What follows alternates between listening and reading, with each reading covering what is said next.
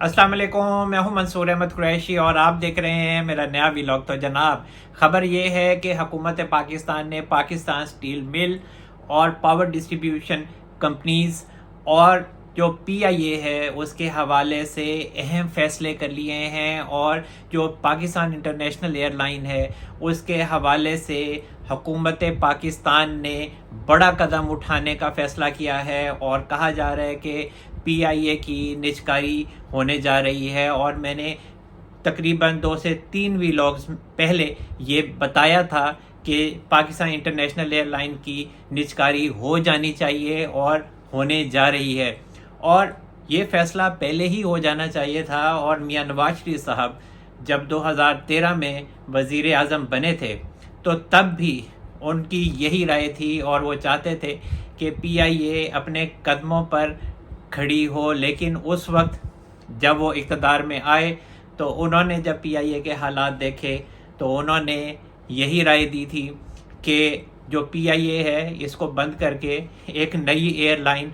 बना दी जाए, क्योंकि जो पीआईए है ये सफ़ेद हाथी है और जितने भी पैसे इसको खिलाएंगे ये खाती चली जाएगी और कोई फ़र्क नहीं पड़ेगा। और जो कर्ज़ा है पीआईए के ऊपर वो बढ़ता ही चला जा रहा है। और इस टाइम जो पीआईए है,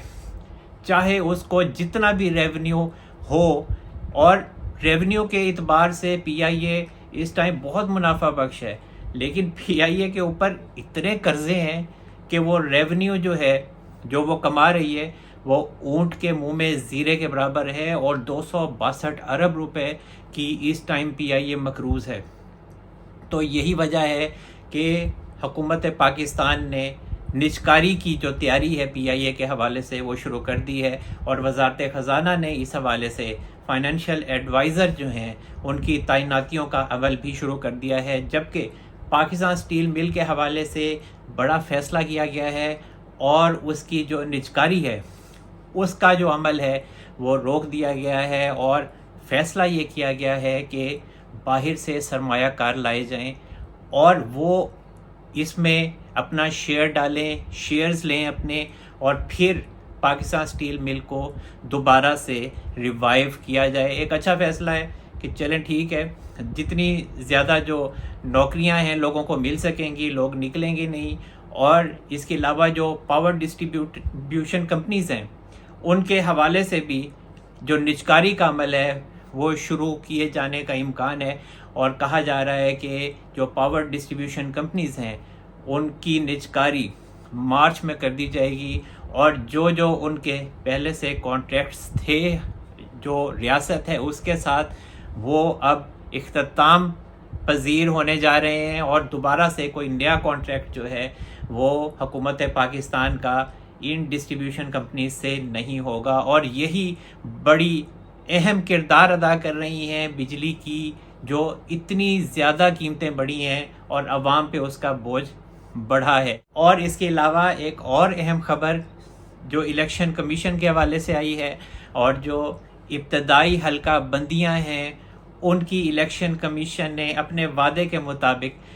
इशात कर दी है। और उन्होंने कहा था कि हम 27 सितंबर को जो इब्तदाई हल्का बंदियाँ हैं उनकी इशात कर देंगे। और मज़ीद उनका ये कहना है कि जो 27 सितंबर से 26 नवंबर तक जो मुतल्लिका हल्के के वोटर हैं, अगर उनको कोई भी इतराज़ है या कोई गलती है तो वो राब्ता करें इलेक्शन कमीशन से, और 27 सितंबर से 26 नवंबर के दौरान उनकी जो इतराज़ात हैं और जो गलतियां हैं उनका इज़ाला किया जाएगा और उन पर फ़ैसला किया जाएगा। और जो हल्का बंदियां हैं उनके मुताबिक इस्लामाबाद की बात कर लेते हैं कि जो नई मरदमशुमारी के मुताबिक इस्लामाबाद की जो आबादी है वो तकरीबन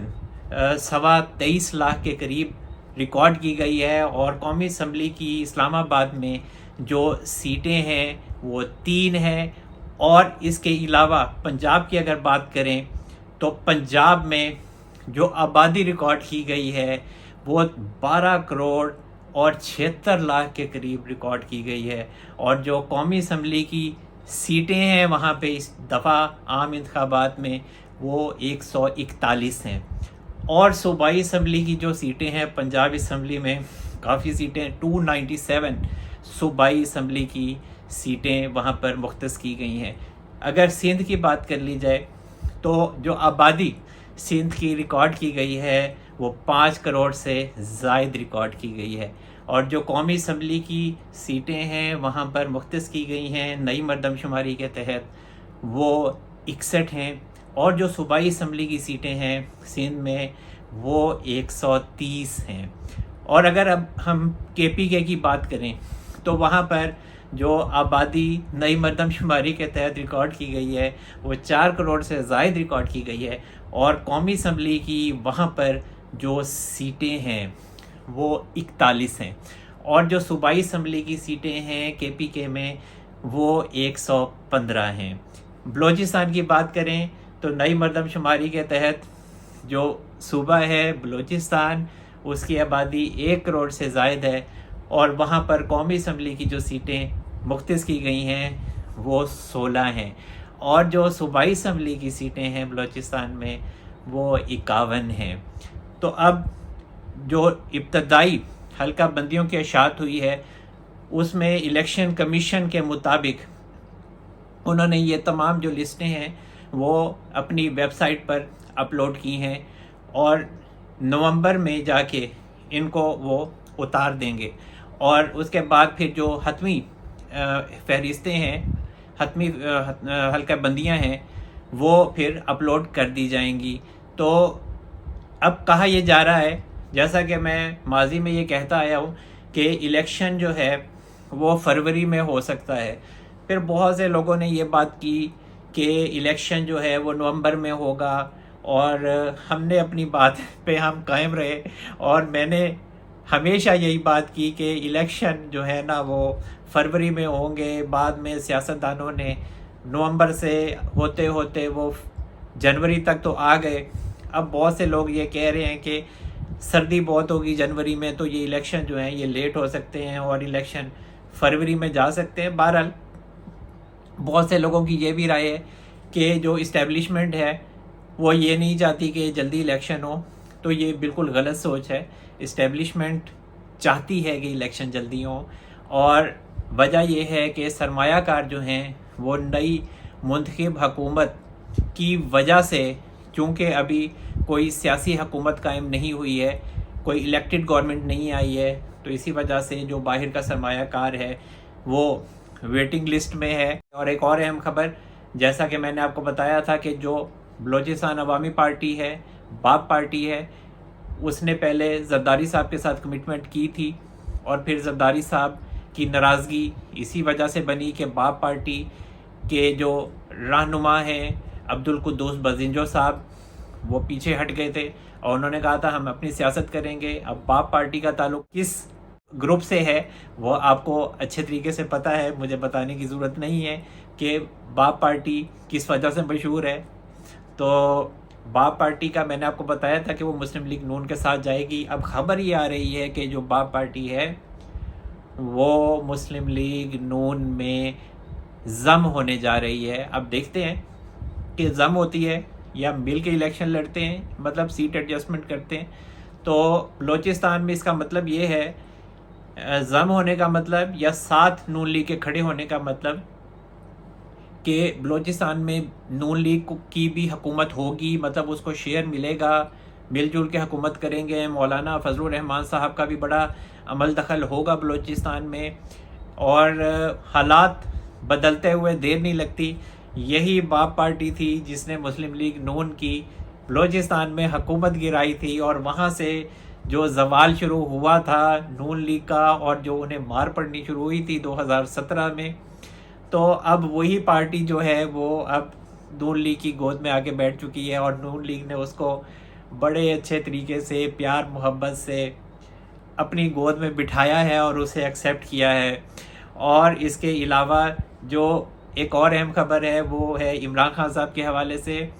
اور عمران خان صاحب اڈیالہ جیل شفٹ ہو چکے ہیں، اور ان کی جو لیگل ٹیم ہے انہوں نے کل عمران خان صاحب سے ملنے کی کوشش کی، اور انہوں نے جو لیگل ٹیم ہے ان کے جو ترجمان ہیں علی بٹر صاحب، ان کا یہ کہنا ہے کہ انہوں نے جو اڈیالہ جیل کے سپرنٹینڈنٹ ہیں ان سے بار بار رابطہ کیا، لیکن انہیں عمران خان صاحب سے ملنے کی اجازت نہیں ملی۔ اور چلیں ٹھیک ہے، عمران خان صاحب سے ملاقات آج ہو جائے گی ان کے مطابق۔ دیکھیں عمران خان صاحب کے جو وکلا ہیں یا جو دیگر رہنما ہیں وہ سیاست کرتے ہیں، اور سیاست جو ہے وہ ان کے خون میں شامل ہے۔ کوئی بھی سیاسی جماعت ہو تو انہوں نے سیاست کرنی ہوتی ہے۔ وجہ یہ ہے کہ جیل سپرنٹینڈنٹ جو اڈیالہ جیل ہے انہوں نے اس وجہ سے عمران خان صاحب کی لیگل ٹیم کو ملاقات کی اجازت نہیں دی، کیونکہ جو ملاقات کا دن تھا وہ جمعرات کا تھا، تو آج ان کی ملاقات ہوگی۔ اور ماضی میں بھی جو سابق وزرائے اعظم رہے ہیں، خیر جو نواز شریف رہے ہیں، تو ان سے بھی ملاقات کا جو دن ہوتا تھا وہ جمعرات کا ہی ہوتا تھا اڈیالہ جیل میں۔ جب وہ یہاں رہے ہیں، مریم نواز صاحبہ رہی ہیں، تو ملاقاتیں جو ہوتی تھیں وہ جمعرات کے دن ہی ہوتی تھیں۔ بشرا بی بی سے جو عمران خان صاحب کی ملاقات ہے وہ دن منگل کا ہے۔ تو اگر یہ وکلا اس طرح کی بات کرتے ہیں تو پھر زیادتی کرتے ہیں، غلط بات کرتے ہیں۔ لیکن ایک اور اہم خبر ہے عمران خان صاحب کے حوالے سے، اور میں نے ابھی عمران خان صاحب اڈیالہ جیل شفٹ نہیں ہوئے تھے، میں نے تب بھی یہ آپ کو بات بتا دی تھی کہ عمران خان صاحب جو پنڈی لائے جا رہے ہیں تو وہ کسی خاص مقصد کے لیے لائے جا رہے ہیں، اور شاہی مہمان وہ بننے جا رہے ہیں۔ میں نے ایک جو تھم نیل تھا اس پہ بھی لکھا تھا عمران خان بنے شاہی مہمان۔ تو اب عمران خان صاحب کے جو وکلا ہیں وہ بھی میری سوچ سے اتفاق کرتے ہیں، اور ان کا کہنا ہے کہ عمران خان صاحب جو ہیں وہ ٹریپ ہو گئے ہیں اور وہ اڈیالہ جیل اسی وجہ سے لائے گئے ہیں۔ اچھا، عمران خان صاحب کے وکلا ہی جب سے توشہ خانہ کیس کی میں انہیں سزا ہوئی ہے 3 سال کی، اس کے بعد سے تقریباً انہوں نے 8 یا 9 اگست کو درخواست اسلام آباد ہائی کورٹ کی چیف جسٹس عامر فاروق صاحب کے سامنے رکھی تھی، اور دے دنادن بس زور لگاتے رہے یہ لوگ کہ عمران خان صاحب کو اٹک جیل میں سہولیات کی کمی ہے، عمران خان صاحب کی جو سیل ہے اس میں چھت نہیں ہے، عمران خان صاحب کی جو سیل ہے اس میں واش روم جو ہے وہ اٹیچ نہیں ہے، وہ ان کے کمرے میں ہے، انہیں مچھر بہت کاٹتے ہیں، ان کے کمرے میں بیڈ نہیں ہے، اور بھی بہت کچھ وہ باتیں کرتے رہے۔ پتلی دال ان کو کھلائی جاتی ہے، تو اور کہا جاتا رہا کہ جی اٹک جیل میں ان کو اسی وجہ سے رکھا گیا ہے کہ ان کو سی کلاس دیا جائے، اور ہم استدعا کرتے ہیں، وکلا یہی کہتے تھے کہ انہیں اڈیالہ جیل شفٹ کیا جائے۔ تو اب جب اڈیالہ جیل شفٹ کیا گیا تو اب عمران خان صاحب گھبراتے ہیں، اور عمران خان صاحب نے آخری دن جب انہوں نے اڈیالہ جیل شفٹ ہونا تھا، اٹک جیل میں ابو الحسنات ذوالقرنین صاحب جو آفیشل سیکرٹ ایکٹ کی عدالت کے جج ہیں اور سائفر کیس میں عمران خان صاحب کے حوالے سے سماعت کر رہے ہیں، تو اس میں عمران خان صاحب نے یہی بات کی کہ جی نہیں، میں اڈیالہ جیل نہیں شفٹ ہونا چاہتا، میں اٹک جیل میں ہی رہنا چاہتا ہوں، میں یہاں پہ ایڈجسٹ ہو چکا ہوں۔ تو اب عمران خان صاحب پریشان ہیں، گھبرائے ہوئے ہیں کہ میں جو اڈیالہ جیل ہے میں شفٹ نہیں ہونا چاہتا تھا وہاں پہ، اور وجہ میں نے آپ کو بتائی تھی کہ جو سائفر کیس کا معاملہ ہے، جو ٹرائل کا معاملہ ہے، شاہ محمود قریشی صاحب بھی اڈیالہ جیل میں ہیں، تو ان دونوں کو اکٹھا رکھ کے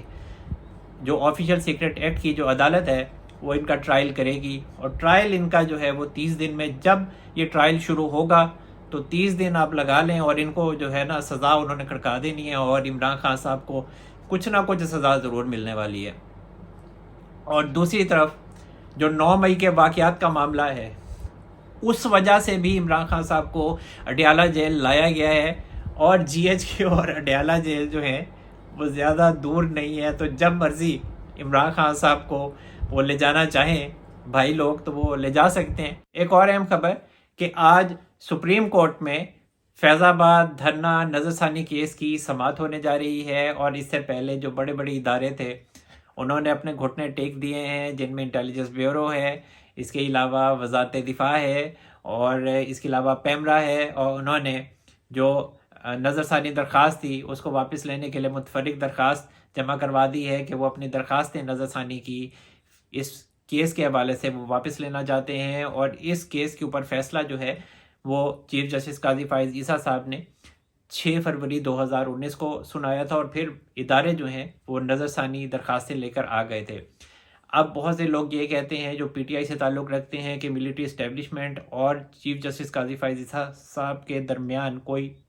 اٹ کھڑکا ہو سکتا ہے، تو کوئی اٹ کھڑکا میرا خیال ہے نہیں ہونے جا رہا، معاملات بڑے سموتھلی چلیں گے۔ تو جن لوگوں کی یہ خواہش ہے کہ یہ دو بڑے ادارے آمنے سامنے آنے والے ہیں تو انہیں مایوسی ہوگی۔ تو جناب اب تک کے لیے اتنا ہی۔ اللہ تعالی ہم سب پر اپنا رحم و کرم فرمائے۔ منصور احمد قریشی کو اجازت دیجیے، اپنا بہت سارا خیال رکھے گا۔ اللہ حافظ۔